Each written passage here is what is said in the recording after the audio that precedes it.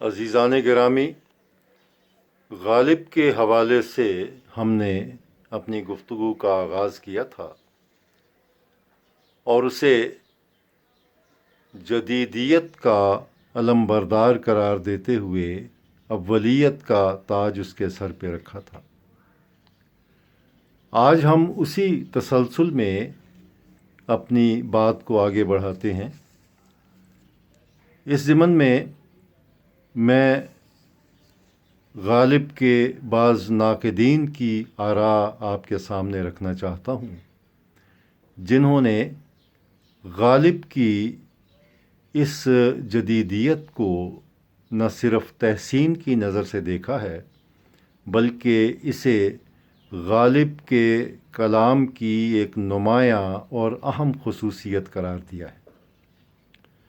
اس ضمن میں جو ناقدین میرے دھیان میں آتے ہیں ان میں سب سے پہلا نام تو مولانا الطاف حسین حالی کا ہے، جو نہ صرف غالب کے ہم عصر تھے بلکہ غالب کی شاگردی کا بھی انہیں دعویٰ تھا۔ دوسرے ناقد جو ہیں وہ بہت نامور اور معروف ناقد ہیں، اور خاص طور پہ غالبیات کے حوالے سے ان کا ایک نام ہے، وہ ہے مالک رام۔ تیسرے ناقد یوسف حسین خان ہیں، اور پھر مجنوں گورکھپوری کا نام آتا ہے، اور پھر رشید احمد صدیقی۔ ویسے تو ناقدین کی ایک طویل فہرست ہے، لیکن میں اس محدود وقت میں چند کا ہی ذکر کروں گا۔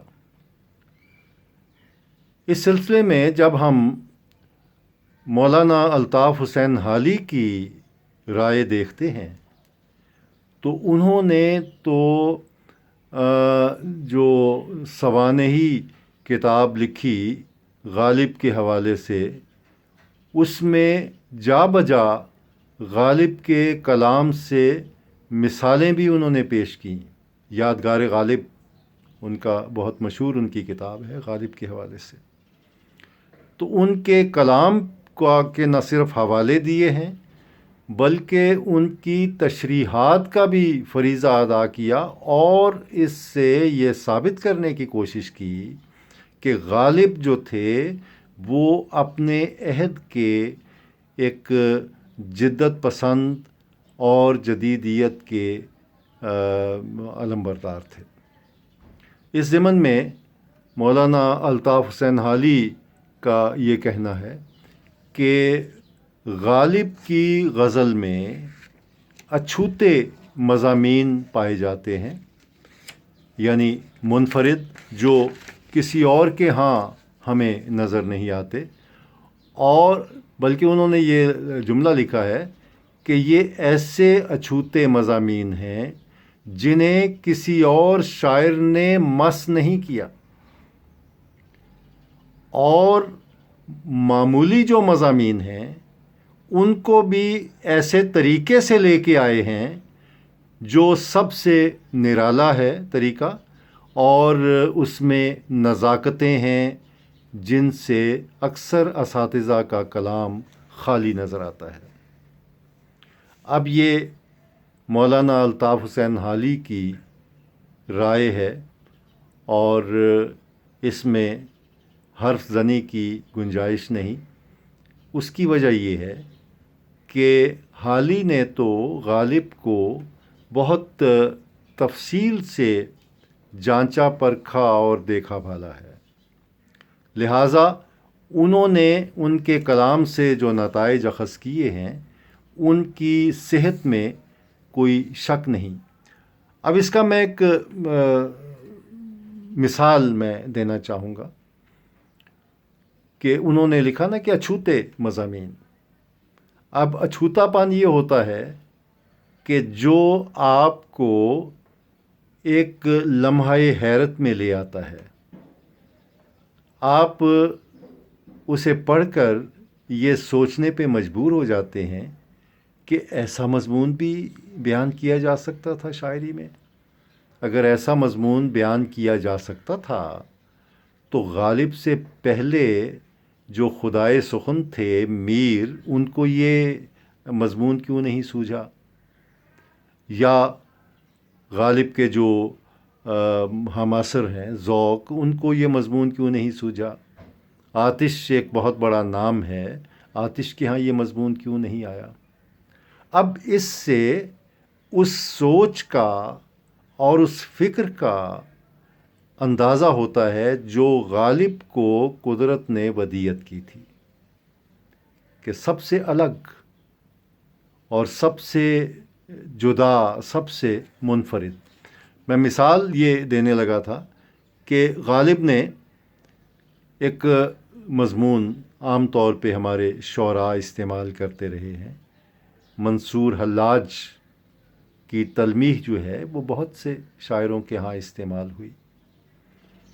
غالب نے بھی عام طور پہ شعراء نے اس میں منصور کی جو جرأت ہے اور بہادری ہے اور اس کا جو انا الحق کا نعرہ ہے، اس کی تحسین کی، اور اس کے مقابلے پہ جو اس عہد کے جو معترضین تھے ان کو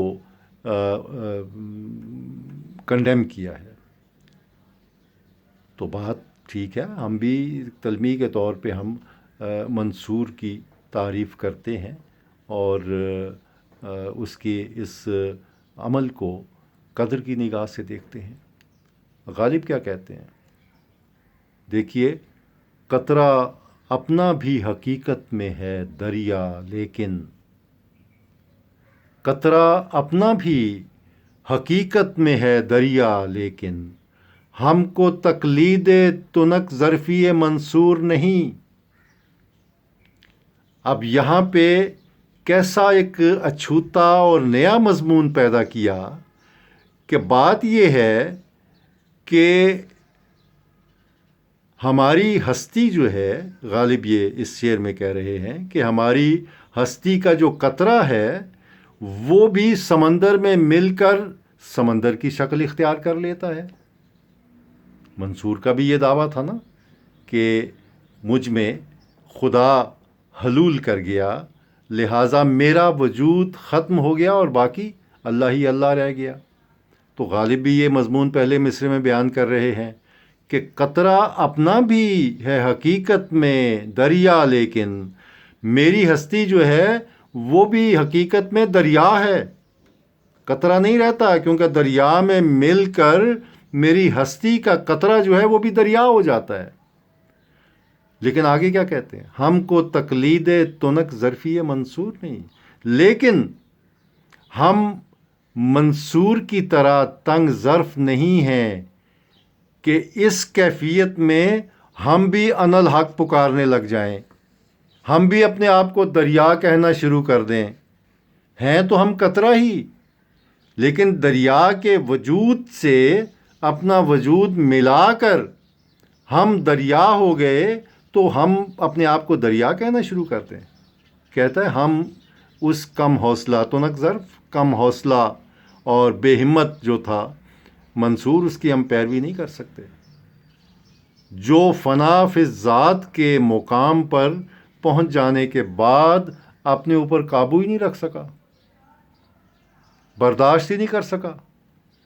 اب آپ دیکھیں کہ بات وہی تلمیح جو اکثر شعراء استعمال کرتے تھے، وہ غالب کے ہاں آ کے کیا رنگ روپ اختیار کر لیتی ہے۔ اس سے غالب کے اچھوتے پن کا اندازہ ہوتا ہے کہ کس طرح سے وہ بات کو دوسروں سے الگ، کہ میری بات جو ہے وہ کسی کی بات کی پیروی نہ بن جائے کہ میں نے فلاں کو کی تقلید کی ہے یا میں فلاں کے پیچھے چل کے تو میں نے یہ بات کہنے کی کوشش کی۔ اس کے بعد مالک رام بہت اہم نقاد ہیں اور ان کی شہرت بھی غالب کے حوالے سے ہے، بہت سی کتابیں انہوں نے غالب کی سوانح پہ اور ان کی فکر پہ اور ان کی شاعری کے حوالے سے انہوں نے لکھی ہیں، بہت مشہور نام ہے، یقیناً آپ جانتے ہیں۔ تو وہ غالب کو ترقی پسند کہتے ہیں، جدید شاعر کہتے ہیں، اور نیا شاعر جو ہے وہ ثابت کرنے کی کوشش کرتے ہیں. ان کے خیال میں، مالک رام کے خیال میں، غالب نے زندگی اور فن دونوں میں ایسے گوشے تلاش کیے، ایسے جہتیں کھنگالی ہیں جن پر عام طور پہ دوسروں کی نظر نہیں گئی. یہی بات حال ہی کہہ رہے تھے. تو انہیں غالب کی یہ ادا پسند آئی کہ غالب نے اپنی شاعری میں نئے خیالات کو داخل کیا، فرسودگی اور کہنگی سے دامن بچایا اور اپنی راہ آپ پیدا کی اور شعر و شاعری کو ایک نئی فضا اور ایک نئے افق سے آشنا کیا. بالکل ٹھیک ہے، اور یہی بات جو ہے وہ بتکرار میں عرض کر رہا ہوں کہ غالب کی جدیدیت ہے کیا؟ جدیدیت وہ نہیں کہ بنے بنائے سانچے جو ہیں ان کو بیان کر دیا جائے، یا نیا عہد جو ہے وہ جدیدیت پر لازم نہیں آتا کہ نئے عہد میں کی جانے والی شاعری جو ہے وہ جدیدیت ہوگی. نہیں، جدیدیت پیدا کی جاتی ہے، کریٹ کی جاتی ہے. اب انہوں نے کہا کہ جو بیان کیے گئے مضامین جو ہیں ان کی کہنگی کو ختم کیا، ان مضامین میں نیا پن پیدا کیا. وہی غزل جس کا میں نے شعر آپ کی خدمت میں عرض کیا ہے، ہم کو تقلید تنک ظرفی منصوری، اسی غزل کا یہ شعر ہے. آپ اس میں دیکھیں کہ عشق کا مضمون تقریباً تمام شعراء کے ہاں ہے. ایک روایت اردو شاعری کی جو ہے وہ عشق سے وابستہ ہمیں نظر آتی ہے. تو غالب کہتے ہیں کہ وعدہ سیر گلستاں ہے خوشا طالع شوق. وعدہ سیر گلستاں ہے خوشا طالع شوق، مژدہ قتل مقدر ہے جو مذکور نہیں. مژدہ قتل مقدر ہے جو مذکور نہیں. پہلے تو آپ اس پہ غور کریں نا، پہلے اس کے الفاظ پہ غور کریں. اس میں ایک لفظ استعمال ہوا ہے مقدر. مقدر عام طور پہ ہم قسمت کے معنوں میں استعمال کرتے ہیں.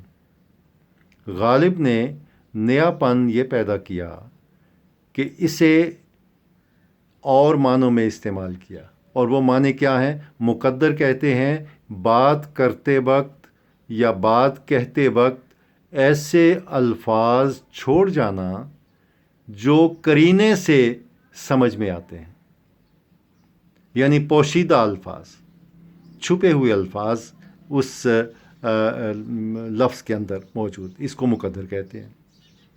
مژدہ قتل مقدر، یعنی مژدہ قتل کو چھپا لیا گیا ہے، وعدہ کیا ہے سیر گلستاں کا. ٹھیک ہے، لیکن سیر گلستاں کے مقاصد کیا ہیں؟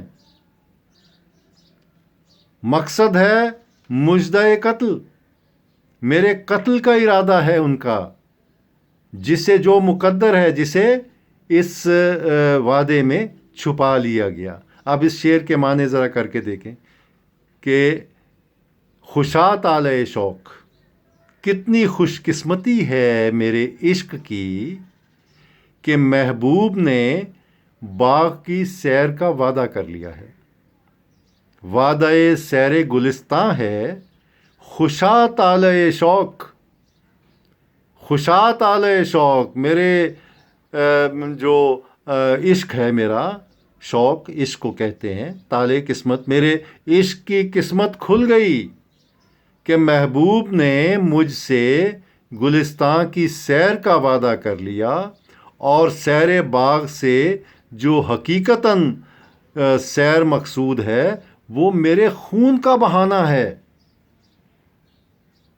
سیر گلستان جو بہانہ کیا انہوں نے، وہ میرا قتل ہے، میرا خون بہانا مقصود ہے، تاکہ اس خون کے بہنے سے، اس کی خون کی سرخی سے گرد و پیش میں گلاب کے پھول کھلے ہوئے دکھائی دیں. رنگ جو ہے پھولوں کا رنگ وہ خون کا رنگ ہے، تو اس سے باغ جو ہے وہ پھولوں سے بھرا ہوا نظر آئے، اور زمین جو ہے وہ میرے خون سے اس طرح آراستہ ہو جائے جیسے باغ پھولوں سے آراستہ ہوتا ہے۔ اب یہ ایک عاشق جو ہے، جو ایک غالب کی طرح سوچ نہیں رکھتا، وہ تو خوش ہوگا، وہ تو سیر کو نکل آئے گا، وہ تو وصل کی خواہش لے کے آئے گا نا، محبوب سے وصل ہوگا۔ لیکن غالب جو ہے وہ تو قتل کا مژدہ سننا چاہتے ہیں، قتل کی خواہش انہیں معلوم ہے کہ میرا محبوب جو ہے وہ اپنی اداؤں سے، اپنے غمزہ و عشوہ سے مجھے اس طرح گھائل کر دے گا کہ میں جاں بر نہیں ہو سکوں گا، اور میرا خون بہا دیا جائے گا، اور اس خون کو پھولوں کے متبادل سمجھا جائے گا، جس سے باغ کی زینت اور باغ کی رونق قائم ہے۔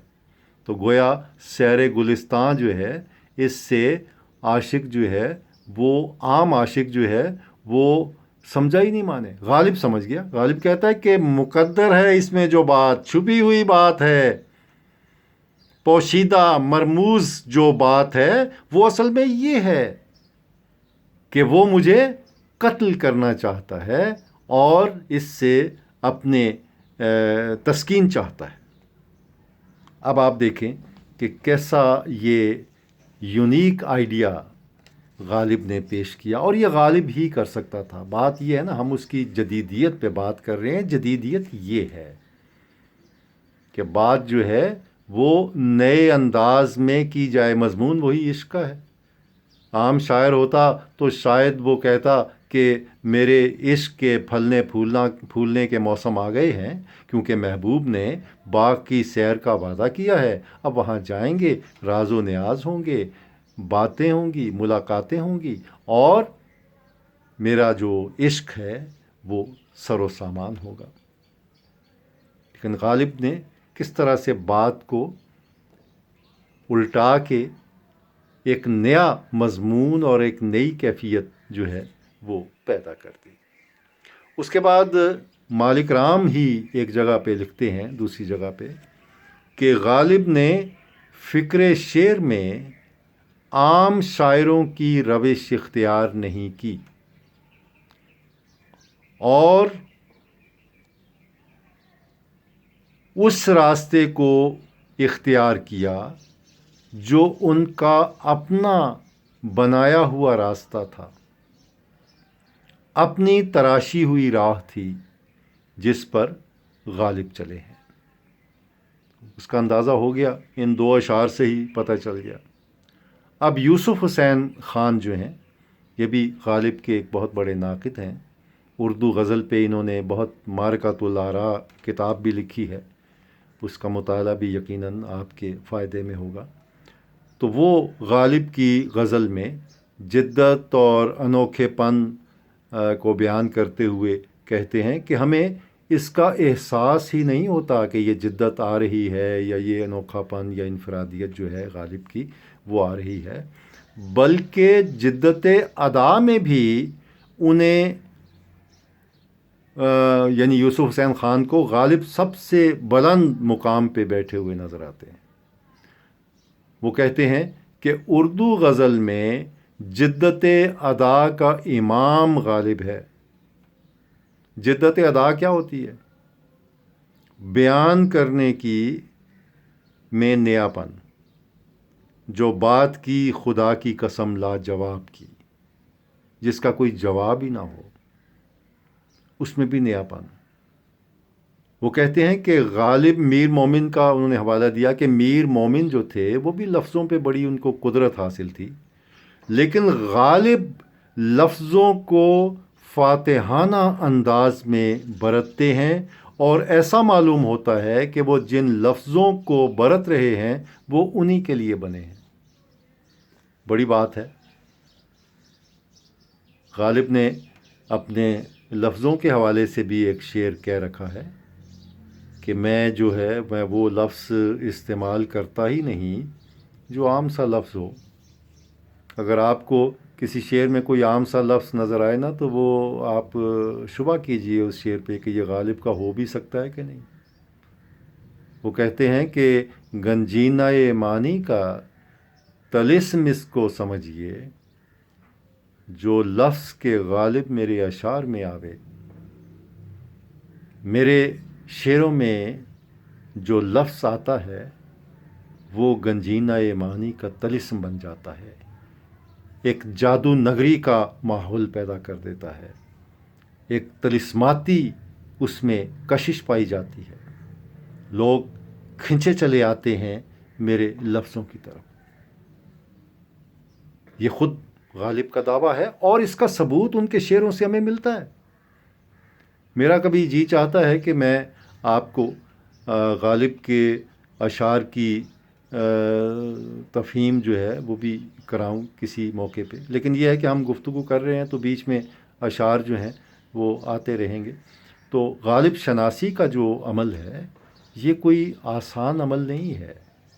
میں نے پہلے لیکچر میں آپ سے گزارش کی تھی کہ غالب جو ہے وہ آسانی سے ہاتھ میں آنے والا شاعر نہیں ہے.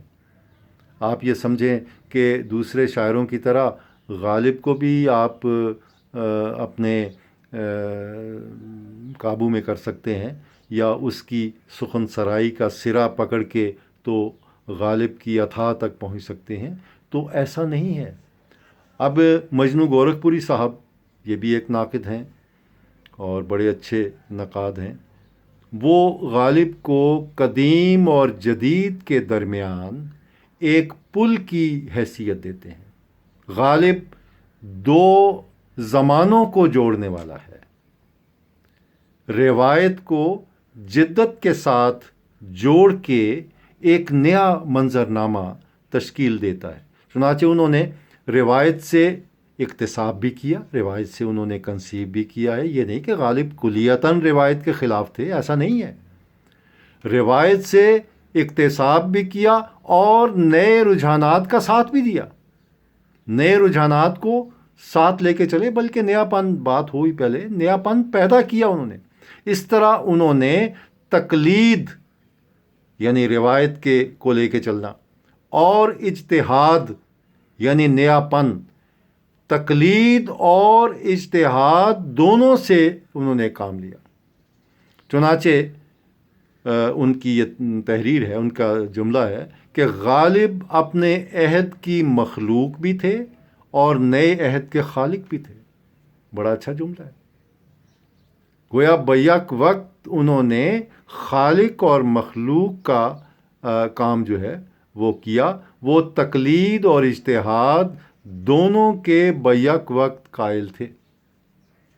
اب یہ بات جو ہے نا یہ سمجھنے والی ہے کہ جدت جو ہے یا جدیدیت جو ہے وہ روایت کے بغیر پیدا ہی نہیں ہو سکتی.